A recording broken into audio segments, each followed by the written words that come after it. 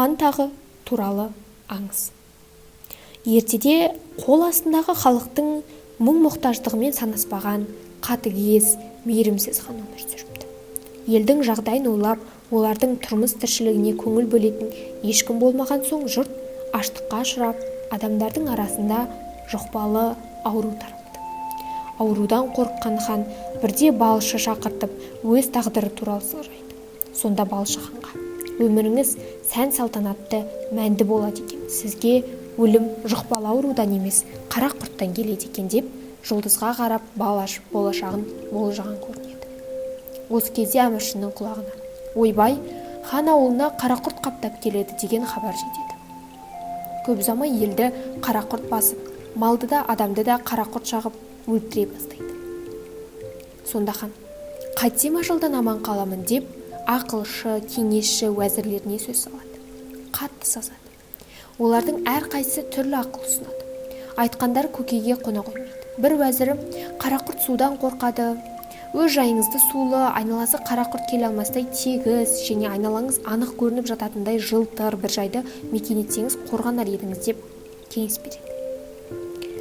Бұл көңіліне ұнап, биік жотадан өзіне арнап тездетіп тақ салуға бұйрық береді. Тастан тақ ойдырады. Тақ әзір болған кезде өлімнен қатты қорыққан хан жасағын сайлап тау басына шығады да төменге күзет қояды.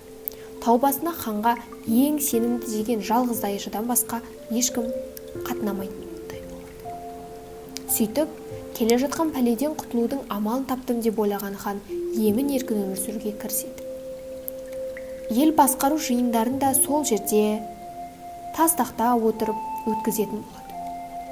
Қарауыл жасақтары күндіз-түні көз ілместен ханды аса сақтықпен қара құрт атты тажалдан қори бастайды.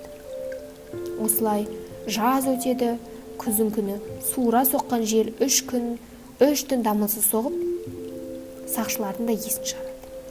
Әлгі хан ажалдан бәрібір де құтыла алмапты.